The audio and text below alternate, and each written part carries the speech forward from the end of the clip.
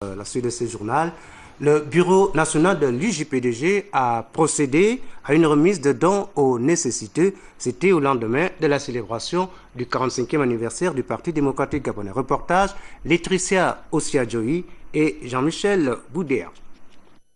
C'est une tournée marathon que celle entamée par le Bureau national de l'Union des jeunes du Parti démocratique gabonais, conduit par son délégué national, Justin Mikwanta Tonda, qui n'est pas allé les mains vides. Quelles sont les motivations d'une telle démarche? C'est une remise de dons qui s'inscrit dans le prolongement des manifestations du 45e anniversaire de notre parti, le Parti démocratique gabonais. L'UJPDG s'est inscrit dans le troisième élément du triptyque paix, développement, partage, parce que nous pensons qu'à travers le partage, nous donnons à nos compatriotes l'envie d'être, l'envie de croire aux actions posées par le distingué camarade Ali Bongo Ondimba et à son secrétariat exécutif qui ne cesse de relayer un tant soit peu l'action prônée par le distingué camarade Ali Bongo Ondimba. Honorés et heureux d'une telle initiative, les bénéficiaires n'ont pas manqué de dire leur reconnaissance à l'endroit du donateur tout en espérant que de tels actes s'inscrivent dans le temps. Je voudrais ici remercier le président de l'UJPDG d'avoir pensé à nos jeunes pensionnaires, à la Fondation Uso Nouveau, surtout en ce début d'année où les procédures de règlement de budget sont encore un peu difficiles. S'inscrivant dans le droit fil des festivités du 45e anniversaire du Parti démocratique gabonais, cet élan du cœur est la matérialisation du partage, un des triptyques de la politique du président du dit parti. Voilà, je voulais annoncer dans ce journal qu'on attendait le conseil spécial du président de la République, porte-parole de la présidence, Alain-Claude Billet-Viseux. Il est là. Monsieur le conseiller spécial, bonsoir.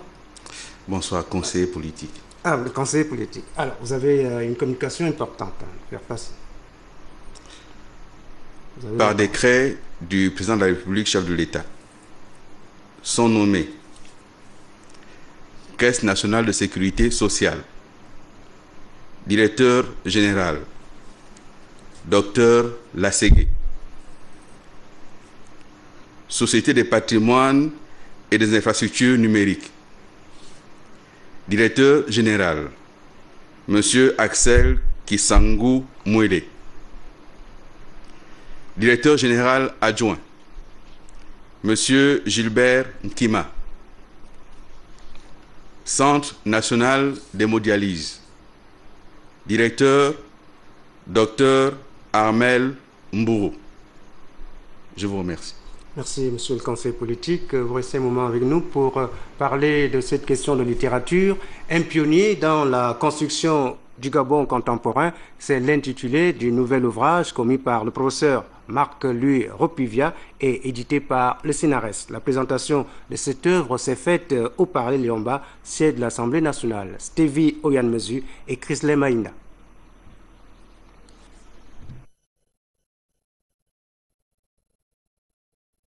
Deux mois passés en Turquie pour une formation de perfectionnement en langue arabe et sciences religieuses, les imams et prédicateurs gabonais envoyés par le Conseil supérieur des affaires islamiques du Gabon sont de retour.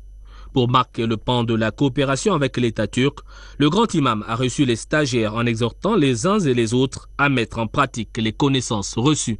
Au nom de toute la délégation qui m'accompagne, vous dire un grand merci pour l'opportunité que vous nous aviez offerte, car le stage fut pour nous une expérience inoubliable. Nous avons tous compris que le chef de l'État, son Excellence Hadj Ali Bongo Ondimba, était un grand homme, resté ouvert au monde, à l'humanité. C'est resté un grand homme et c'est resté un grand pays. La coopération avec la République de Turquie devrait s'étendre dans les tout prochains mois. Nos imams n'ont pas été là-bas dans des montagnes. Ils n'ont pas été là-bas pour se faire endoctriner. Ils ne se sont pas rendus pour autre chose. Bien au contraire, c'est pour le bien de cette nation, pour le bien de ce peuple épris de paix. Permettre aux imams gabonais d'être en phase avec les avancées en matière de pédagogie et d'enseignement islamique. Tel est le but du Conseil supérieur des affaires islamiques du Gabon et partant du président Ismaël Hosseini Ossa qui a promis ne ménager aucun effort pour faire de nos imams et prédicateurs les meilleurs de la sous-région. Alors c'était là les imams et les prédicateurs de retour de stage en Turquie qui ont été reçus par le président du Conseil supérieur des affaires islamiques du Gabon. On revient sur la littérature avec un pionnier dans la construction du Gabon contemporain. C'est l'intitulé du nouvel ouvrage commis par le professeur Marc-Louis Ropivia et édité par le CNRS. La présentation de cette œuvre s'est faite au Palais Léomba, siège de l'Assemblée nationale. Reportage Stevio Yanmezu et Chrysler Maïna. Cet ouvrage de 178 pages, intitulé « Un pionnier dans la construction du Gabon », retrace entre autres la naissance, la généalogie, l'amorce de la carrière politique nationale, le combat parlementaire pour la défense des idéaux démocratiques et des intérêts du Gabon, de celui qui, écrivain de formation, fut le premier président de l'Assemblée nationale du Gabon. Il y a près de 53 ans, en effet, l'honorable Paul-Marie Indjendje Ngonju était élu président de l'Assemblée nationale pour la première fois. Une carrière parlementaire aussi riche et emblématique, doublée d'une forte expérience à la tête de nombreuses institutions de la République. À travers ses écrits, nous apprenons également que Paul-Marie Indjendje Ngonju, né le 4 juin 1912 au village Smat, à quelques encablures de Lambaréné, a fédéré les Gabonais pour fonder le premier grand parti d'envergure nationale, le BDG, Bloc démocratique gabonais, dont les successeurs ont poursuivi l'œuvre impérissable jusqu'au Parti démocratique gabonais.